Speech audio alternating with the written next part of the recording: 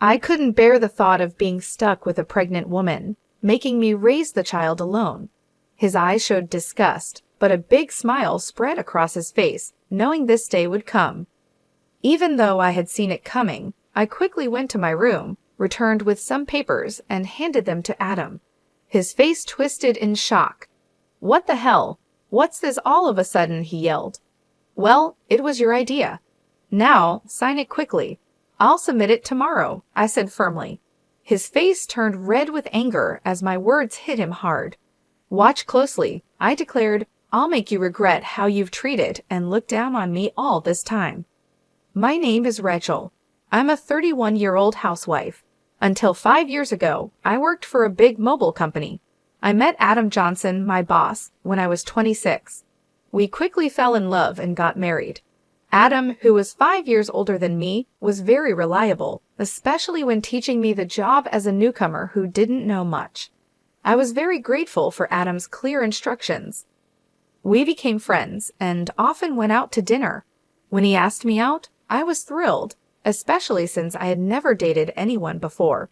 It's embarrassing to admit, but as a cartoon enthusiast, I was always more interested in 2D characters than real men. However, seeing my high school and college classmates getting married, I started to feel the pressure. When I fell in love with Adam, I secretly promised myself that he would be my first and last love. So when we started dating and got married a year later, I was overjoyed. I was extremely happy. Adam was good-looking and popular among our female coworkers. I was proud to be his wife, and many congratulated us, saying things like, "Congratulations," or "I'm jealous, but I wish you happiness."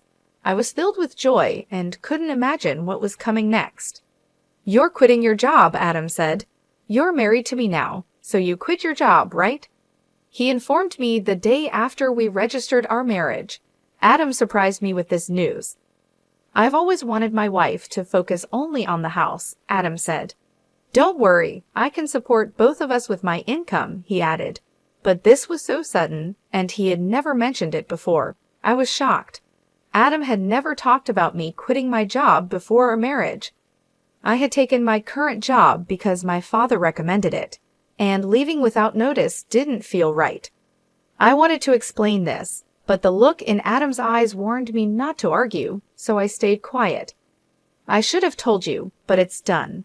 Starting tomorrow, you don't need to go to work. I'll handle the transition," Adam declared. The news about starting tomorrow was so abrupt it made me feel dizzy, but Adam's words were firm. Since he had been my boss, I felt I couldn't oppose him. Even though I had to leave my job without saying a proper goodbye, I was determined to make our marriage work. Adam had entrusted me with taking care of the house, and I wanted to meet his expectations. I worked hard at household chores, preparing meals, and focusing on Adam's favorites. Although Adam ate without saying anything about the taste, I longed for a word of appreciation. After quitting my job, I felt like no one recognized me anymore. One day, Adam asked, "Is my jacket clean? I have an important meeting tomorrow." "Yes, of course," I replied, seeing his domineering side with old-fashioned views. I reminded myself how lucky I was to have married him and tried to meet his expectations. With no personal income, I had to rely on Adam for everything. Our relationship often felt more like that of an employer and housemaid than a husband and wife. Our married life was generally smooth until one day when I fell ill and couldn't get out of bed. I felt very tired and weak, thinking I would catch up on housework the next day. Adam entered the bedroom and angrily asked, "What are you doing? Get up and make some food," as he kicked the blanket off me. "I'm sorry, I'm feeling unwell. Can you manage something for yourself today?" I explained, hoping for understanding. Instead of nodding or comforting me, Adam frowned and said, "You don't work, yet you're lying down just because you feel a bit sick. Pathetic? Get up," and kicked me again. The day Adam came home after midnight was the day I chose to share some news.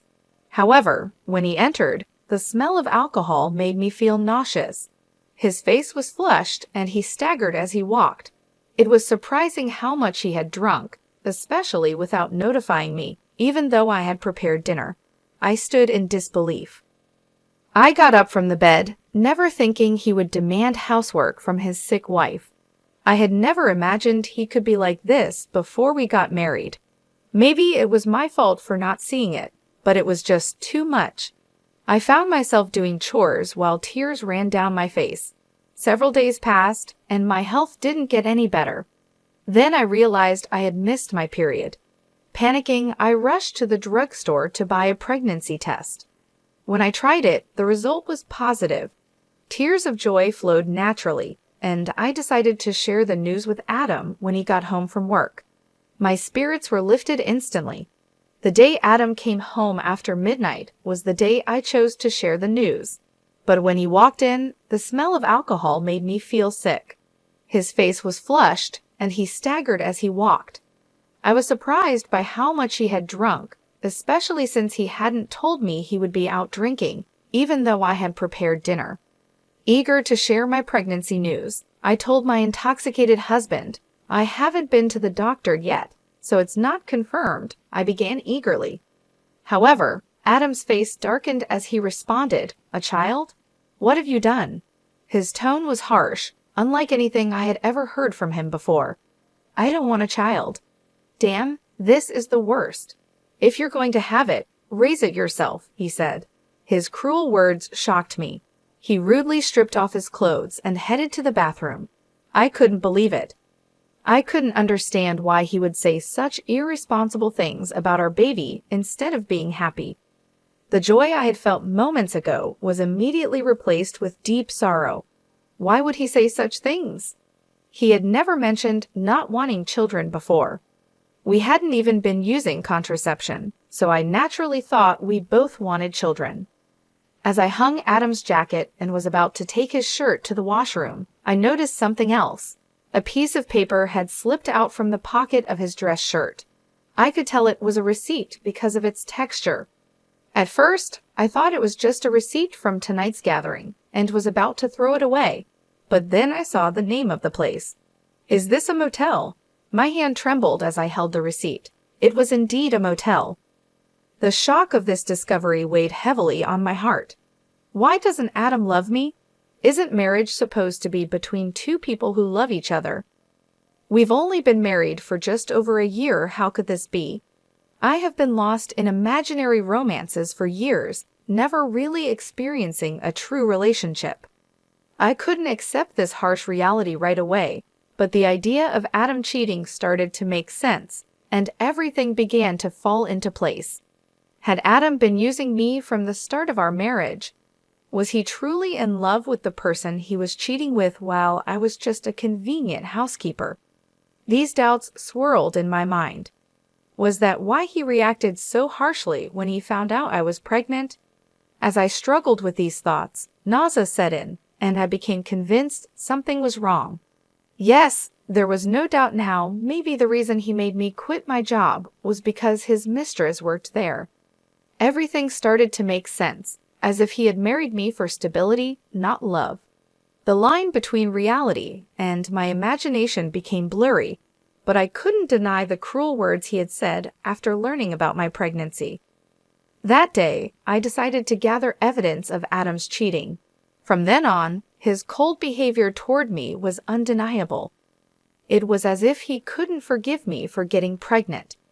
Even though he knew I was suffering from morning sickness, he would deliberately eat smelly foods near me and criticize my housework, forcing me to redo tasks. My pregnant body had to endure a lot, and my heart felt heavy. Despite this, I continued to investigate his affair. Adam never let go of his cell phone, even taking it with him to the bathroom, making it impossible for me to sneak a look. When I secretly checked Adam's room, it was always neat and tidy, with nothing incriminating in sight. He was meticulous at work, and his desk was always in perfect order. I realized it would be challenging to catch him off guard directly. I often checked Adam's pockets for evidence like receipts, but my investigation was difficult. I thought about hiring a detective, but didn't have the money. While I was deep in thought, I received an unexpected phone call from my father. "Hello, it's me, your dad. How are you?" he asked. Surprised by his call, given his busy schedule, I replied, "Dad, what's going on? Aren't you busy with work?"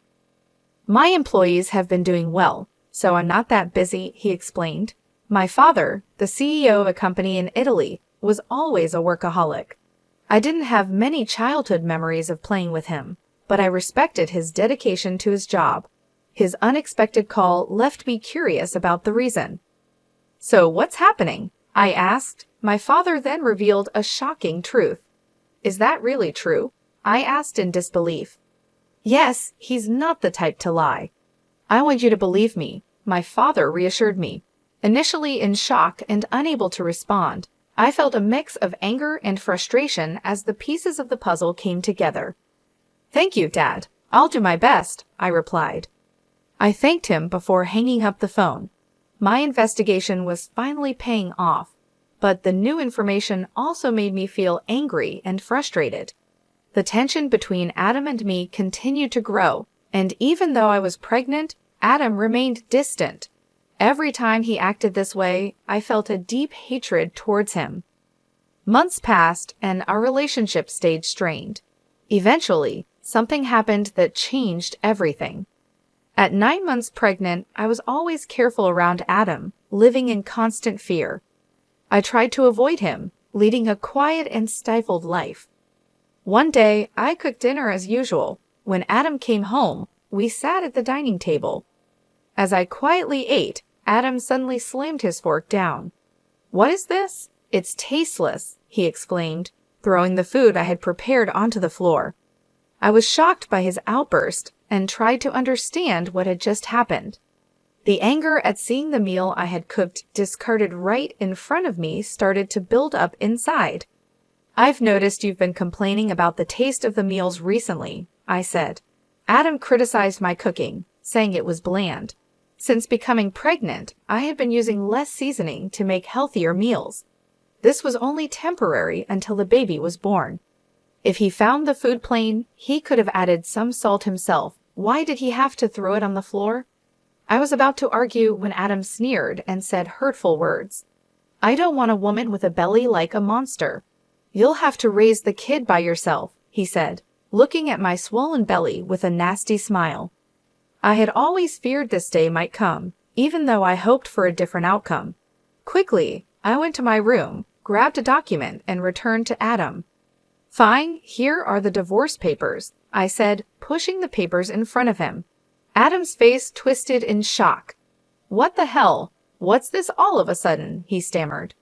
"Well, it was your idea. Now sign it quickly." "I'll submit it tomorrow," I responded. The truth was, I had been thinking about divorce ever since I began suspecting Adam of cheating. However, with a child on the way, I wasn't sure if I could support myself. But now I had a different plan in mind. My determination seemed to provoke Adam. His face turned red with anger. "Just watch. I'll make you regret every moment you looked down on me and tried to control me. Do you think you can survive without me? You have a baby to care for, and you'll regret this," he threatened. But my resolve was firm. I wasn't going to back down. "I'll be fine. Don't worry about me," I assured Adam. Maybe irritated by my confidence, he snatched the divorce papers and started filling in the blanks. "Here you go. If this is what you wanted, it's yours," he said. "Thank you," I responded. Adam probably didn't believe I would actually submit the divorce papers, as he handed them over without any fuss. The next day, I submitted the divorce papers and left the house. I knew he would be surprised when he came home from work and found out. After that, I moved to my parents' home, mostly because my father had returned to Australia from Italy and suggested that I stay with them. It was the right decision at the time. I was tired of my life with Adam and deeply thankful to my father. On the day I left our home, Adam called me 5 times, but I ignored all his calls. Eventually, he stopped calling, which made it clear that I didn't mean much to him. He was probably happy with his mistress and might even remarry soon. I decided to move on from Adam. 7 months passed, and I had my baby, who was born safely. I was now living happily with my parents and my baby. While I was enjoying this peaceful life with my family, Adam called again. I ignored his calls at first, but after several persistent attempts, I finally answered. "Hello, what do you want now?" I asked, wary of his tone. "Hey, what's going on? Why were you on that show? And since when were you the daughter of a CEO with millions of dollars? I never knew that." Adam's voice was full of surprise and anger. It turned out that Adam had seen a TV show that aired after I returned to my family home. I had been featured on the show because of my father's role as the CEO of a well-known global tech company. The show highlighted the lavish lifestyle of the CEO's family, and during the interview, they mentioned our family's wealth, estimating it at around $40 million. I never expected Adam to see that show, but the power of television is incredible.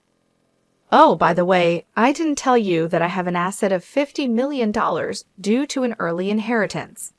That's why I was able to divorce you, I said. Yes, my father had informed me about the inheritance, which gave me the confidence to live comfortably even after divorcing you. Upon hearing this, Adam's reaction was immediate, and he was furious. "What? That's not fair. Why didn't you tell me about this before? Half of it is mine, right? Give me the money now," he demanded. I calmly replied, "Just as I thought. After seeing the show, all you could think about was getting money from me. Gifts from parents aren't included in property division. Are you forgetting your own mistakes?" Adam seemed confused and asked, "What are you talking about?" I continued, "I'm tired of your anger, Adam. You called me, so you should know you can't blame me for what you did. You cheated, didn't you? With your new wife, who's a junior from your company. You started dating her even before our marriage." Adam was clearly shocked by the information I had from my father. I finally had the upper hand. "Did you think I wouldn't find out? My father has many contacts in your company, and one of them told me about your affair. I've never mentioned it, but I will be demanding child support." Still in denial, Adam protested. "Stop joking. Why should I pay child support? It's all because of you, right? You got pregnant on your own and slacked off with household chores. It's all your fault." Hearing Adam blame me without apologizing for his own mistakes was unbelievable. I couldn't believe I was ever married to someone so lacking in common sense. I knew then that leaving him was the right decision. Adam continued, "I'm broke. My wife spent all the money I earned, and now I'm in debt," he pleaded. Hearing his pathetic excuse, my anger turned into sheer disbelief. I never wanted to deal with such an unreasonable person again. With that thought, I firmly gripped my phone and said, "What are you talking about? Do you even realize how ridiculous you sound? I never want to deal with you again. I'll have my lawyer handle the child support. Don't ever call me again, and you will not see the child anymore. Goodbye." "Hey, wait," he called out, but I quickly hung up the phone. Afterward, I blocked Adam's number and took a deep breath. It's over now, right? No more calls from Adam, I thought. I no longer wanted him disrupting my peaceful life. Just then, I heard my baby crying from the other room and rushed to soothe the baby. In the end, Adam started paying child support every month. According to a former colleague, the woman he remarried was quite a spendthrift, and he had to cover his living expenses with debt. It seemed that because of these circumstances, Adam had tried to get a share of my inheritance by calling me. However, Adam didn't get a single penny from me. Now, his expenses were more than his income, and he was struggling. Whether it was because he felt his life was falling apart, or he couldn't stand being looked down upon by his colleagues, things only got worse for him. He made the mistake of starting his job search only after leaving his current company, which forced him into a life of poverty. Hearing this from a colleague didn't affect me at all. I thought he deserved every bit of the hardship. The harsh words and cold behavior he showed me will never fade from my memory. I sincerely hope he gets what he deserves. Meanwhile, I'm enjoying being a parent with the help of my parents. My baby is growing up healthy and happy. I feel supported and loved in my family's home, and I no longer have to worry about money. My father, who is a successful CEO, mentioned that he wants to pass the company on to me. This news was both surprising and motivating. I realized that I needed to prepare myself for the responsibilities that come with running a company. My father has always been a hardworking man, and I want to make him proud, so I started learning more about the business, taking on small tasks to understand how things work. I knew it wouldn't be easy, but I was determined to succeed. Living with my parents has given me a chance to rebuild my life. I feel more confident and ready to face the future. My father's belief in me has inspired me to aim high. He believes in my abilities, and that belief has become a source of strength for me. Every day, I work on balancing my role as a mother with my preparations to take over the company. It's challenging, but I find joy in every moment. My baby's laughter and my parents' support keep me going. I am grateful for this second chance at life, away from the toxic relationship with Adam. I often reflect on my past with Adam. His betrayal and cruelty hurt deeply, but they also taught me valuable lessons about strength and self-worth. I have grown from that experience and come out stronger. Now I am focused on building a bright future for myself and my child. The pain of the past is slowly fading, replaced by the hope and excitement of what lies ahead. I am determined to create a happy and stable life for my child, and with my family by my side, I know I can achieve anything I set my mind to. Looking back, I see that leaving Adam was the best decision I ever made. It allowed me to find myself again and to discover my true potential. I am no longer the scared, uncertain person I once was. I am a strong, capable woman, ready to take on the world. I hope Adam understands the consequences of his actions. As for me, I will keep moving forward, taking advantage of every opportunity that comes my way and making the most of each day. I am ready for whatever the future brings, confident that I can handle any challenge.